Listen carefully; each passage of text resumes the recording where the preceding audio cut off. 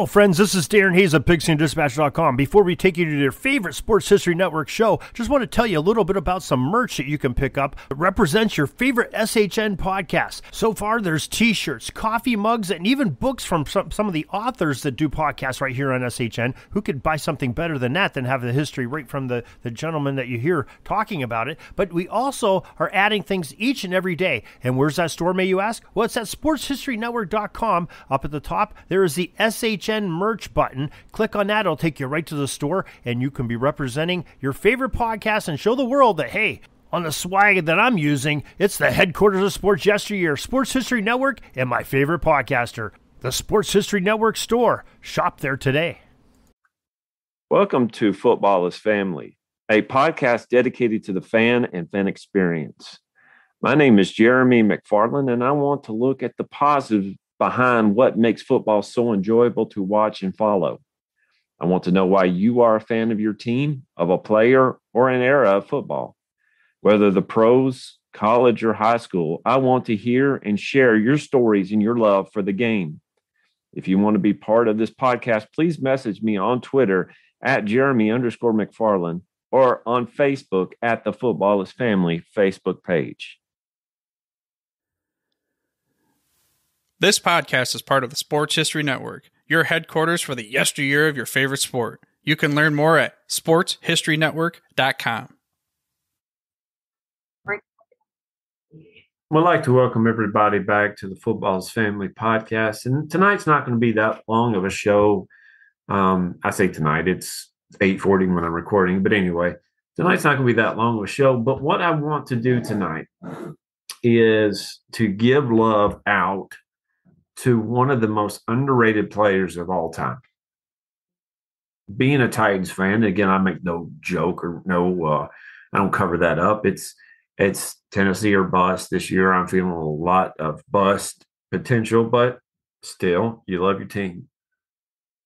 I am aware of several players who came through the two-tone blue that, for me, I remember and I watched and I followed. I bought the jerseys. I got their cards, that sort of stuff. A couple of weeks ago, I was up in Nashville at McKay's. And if you know what McKay's is, it's a used bookstore. And they had over in the corner a season ticket holder gift that were given out to Titans season ticket holders. And there were bobbleheads, and I saw one. It was Frank Wycheck, and I said, I have to have it. And I bought it, and now I'm looking at it. I took it out of the box. I know that's against the rules. You don't take things out of the box, but I did. I have them up, and Frank Wycheck, number 89. He is one of the reasons why I enjoyed playing Madden growing up, because he was on there, and I always thought if I have to keep players on the Titans, I kept Steve McNair, I kept Eddie George, I kept Frank Wycheck, I kept Javon Curse. In fact, those four players right there, I still own their jerseys from when they first came to Tennessee. In fact, I have the Eddie George jersey hanging up in my office. It's autographed. I got the Frank Wycheck, Javon Curse, Steve McNair in a box that I'm not touching. But I had to have a Frank Wycheck. And if anybody knows, I think it was Madden 2000 or 2001. The next year, once you play the Titans, the next year you hit salary cap purgatory. So you have to start cutting people pretty quick. And I realized that I can't keep everybody, but I kept the guys that I needed. But once you have to go through all that, Frank Wycheck was one of the guys that I wanted to keep. Now, Frank Wycheck, number 89, like I said, is not looked upon as one of the greatest tight ends of all time. In fact, and I'm looking at Athlon Sports, they did one of the 25 greatest tight ends of all time, and Frank Wycheck is not on there. In StadiumTalk.com, which I'm looking at right now, they rank Frank Wycheck as number 33. I would say that's about right. I would put him just a bit higher. And here's why. If you look at tight ends back in the 60s, you have Mike Ditka and people like that, Bob Trumpy. Later on, you get to Kellen Winslow Sr., you get to people like that. It wasn't until the late 90s early 2000s until now, especially, where you have Antonio Gates and Tony Gonzalez and Rob Gronkowski, like we have right now, and several other tight ends, Kyle Rudolph, and men like that, who are Delaney Walker would be one of the guys that is undervalued, but you can't look much past him as a good player, good solid player. Most tight ends during the 50s and 60s were considered an extension of the offensive line. They would line up over on the outside of a tackle, and if you were going to run that direction, you would maybe put a tight end. You would have a lot of blocking tight ends. These are men that were a little bit bigger than wide receivers, a little bit stronger, and they would put them as a blocking tight end. It wasn't until I would say the AFL started to do it, but then you started seeing more pass-friendly league in the late 70s, early 80s, into the 90s, Mark Navarro for the Giants, people like that, that you started to see people passing to the tight ends. So if you were to go and take the rankings or the stats of people who played in the 60s and 70s and compare them to today, there's no comparison. You actually pass a whole lot more than you run. And you throw to a wide receiver back in the 60s and 50s and 70s more than you throw to the tight ends. Okay, so don't look at somebody and say, well, you'll have 400 or 500 less receiving receptions than this guy, so you must be worse. No, they were just used different. It was more of a running league. The glamorous players were the running backs. They were the ones that would get the vast majority of the run or the offensive plays. They're the ones that would go out there and do the grunt work and get the yards and get the touchdowns. You know, you have your Frank Giffords in the 50s. In the 60s, you had several different players. You know, go up to the 80s, you had Walter Payton. In the 90s, you had Emmitt Smith. But you start to see a lot of people and a lot of offensive coordinators starting to use the tight end as another wide receiver. You start to see men who are athletic, like an Antonio Gates, who played basketball in college. Well, that guy's athletic. He can jump out the roof of any building. You're not going to cover him very well. You have Tony Gonzalez, who not only was athletic, but was strong and fast and could cover a lot of areas and played for a very long time. Now you have Jeremy Shockey, one of my favorite players, was a great gritty player, could do a lot of things. Maybe not the fastest guy, but was strong and could go over the middle and could extend the defense out. Where no longer could you consider a tight end part of the offensive line. Now you had to put a linebacker or a defensive back on the tight end as they branched out and do part of the routes, the receiving routes. Frank Wycheck came about. Here's what I found. And that's my Siri or whatever it is talking to me. Frank Wycheck came about during this time of change. He was from the University of Maryland, drafted by the Washington Redskins 93-94. Didn't do much. In fact, I'm looking at his stats right now from statmuse.com. He had 16 and 7 receptions in 93-94. 16 and 93, 7 and 94. Was sent to Houston. Now, remember, Tennessee was originally the Houston Oilers. Okay, they were originally the Love You Blue. In the Oilers world, you had a running mentality. In fact, during this time, you started to have a whole lot more running with the Oilers because they had people like Eddie George. And dadgummit, if you got Eddie George, you're going to run the ball. So passing wasn't that big of a deal. But if you notice, though, he was very durable. In fact, by the way, 95 through 2001, he played 16 games every year. That's pretty durable for a tight end. He had 40 receptions, 53 receptions, 63 receptions. This is insane for a tight end. 70 receptions in 98. I started to pay attention to the Titans in 97 when they were over in Memphis. In 98, they came here. 99, 2000, Tennessee was a bust. I mean, we saw the Titans go from a vagabond team to the Super Bowl, 1 yard short. Guess who got them there? Eddie George, Steve McNair, Kevin Dyson, Frank Wycheck. In 2070 receptions, in 2001, 60, in 2002 and 2003, injuries started catching up with him. He had 40 and 17 receptions. He ended his career, with 505 receptions for 5,126 yards and 28 touchdowns. That, according to, again, let's go over here to look at stadiumtalk.com.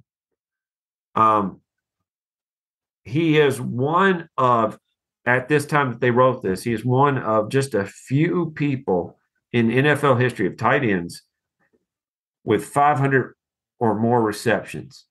Very limited. Of course, in this one, it's 7. I did not check how many it is right now, but according to this particular article, 7 tight ends with 500 or more receptions. Now, that obviously has changed and will change because tight ends are going – you got George Kittle, you got Travis Kelce. You got so many men now who are going to just demolish the 500. 500 receptions is not going to be much of anything. But at the time Frank Wycheck was playing, 500 receptions was a lot. But the one thing – well, I'll say this. There's 2 things that I – remember most about Frank Wycheck. He's still alive. His health is not that great, but he's still alive. Number one, he is the first Titan that I got to meet face to face where I got his autograph. I looked at it like this. They were meeting, they allowed fans to come in and go to their training camps, and I brought a bunch of cards, but Frank was the one I wanted. So he was standing just a few feet away from me, and I thought, I'm taller than most of these people. My arm is longer than most of these people. So I reached over. I said, Frank. He turned around, grabbed my card, signed it, and I got it. It's one of the things. It's not worth anything, but to me, it's a lot because it's Frank Wycheck, my favorite Titan, one of my top 3 favorite Titans of all time. I got his autograph. But the number 2 thing that I remember most about him, and Buffalo fans, you're not going to like this, but he is the person who threw the lateral pass. He didn't throw a forward pass. He threw a lateral pass to Kevin Dyson that started the Music City Miracle. It was Lorenzo Neal who received the ball, but took it to Wycheck, and Wycheck threw it across to Kevin Dyson. We don't always think about that because if you see the Music City Miracle, you probably see Kevin Dyson running down the field. It was Frank Wycheck who threw the pass that made it legal. Now, why am I bringing up Frank Wycheck today? Well, number one, I wanted to talk about the guy. But number 2, I don't think he'll ever be in the Hall of Fame. I just don't think he will. I don't think he had, in our pass-happy society now, I don't think he had the gaudy numbers to stand up. But Frank Wycheck is a guy that shows you a transition. It's a transition from a run-first offensive mentality to a pass-first offensive mentality. When that happened and quarterbacks started to be able to pinpoint where they wanted to throw the ball, like a Patrick Mahomes can do now, Josh Allen, those kind of guys, they looked at their wide receiver number 1, wide receiver number 2, wide receiver number 3, and they thought, if we could get a receiver who plays tight end, who can block and catch, then we'll have a dual threat that can come out and line up in as wide receiver, or can line up on the offensive line and block. Frank Wycheck was one of the pioneers of that type of thought. Kellen Winslow wasn't a blocker as much as he was a patch catcher. Mike Ditka could catch passes, but doggone it, he could block. Frank Wycheck blended those 2, and he was a pioneer. I think he's underrated. I think he's one of those guys that if you were to look at it, yeah, he will never make the Hall of Fame, but he's a guy that needs to get a lot more respect for what he was willing to do and what he could do. Y'all have a great evening. Have a great week. And we'll see you next time on the Football's Family Podcast. And we have a new sponsor here at the Footballers Family Podcast. It's Manscaped. Support for the Footballers Family Podcast is brought to you by Manscaped, who is the best in men's below-the-waist grooming. Manscaped offers precision-engineered tools for your family jewels. Manscaped recently launched the Ultimate Men's Hygiene Bundle, the Performance Package. Join over 5 million men worldwide who trusted Manscaped with this exclusive offer for you. 20% off and free worldwide shipping with code FAMILY at manscaped.com. The Performance Package 4.0 by Manscaped has arrived, and oh man, is it a game changer. Inside the package, you'll find their Lawnmower 4.0 trimmer, Weed Whacker ear and nose hair trimmer, Crop Preserver ball deodorant, Crop Revival toner, Performance boxer briefs, and a travel bag to hold your goodies. First off, the Lawnmower 4.0. This trimmer is the future of grooming, and I dare say the greatest ball trimmer ever. Their 4th generation trimmer features a cutting-edge ceramic blade to reduce grooming accidents thanks to their advanced skin-safe technology. The Lawnmower 4.0 is waterproof, and it also has a 400K LED spotlight you need for a more precision shave. Because this trimmer is waterproof, you can say goodbye to the mess on the bathroom floor. And you thought that was good, but wait till you take your grooming game to another level. The Performance Package 4.0 includes the Weed Whacker nose and ear hair trimmer. The Weed Whacker is also waterproof and provides proprietary safe skin technology, which help reduce nicks, snags, and tugs in those delicate nose holes. The Crop Preserver below-the-waist deodorant and the Crop Reviver below-the-waist toner will change the way you approach your daily hygiene. Manscaped even threw in 2 free gifts to the Performance Package 4.0, the Manscaped Boxers and the Shed Travel Bag. Bring your comfort and boxers to another level. It's time to take care of yourself. Go to manscaped.com and get 20% off plus free shipping with code FAMILY. That's get 20% off and free shipping with code FAMILY at manscaped.com. Unlock your confidence and always use the right tool with Manscaped.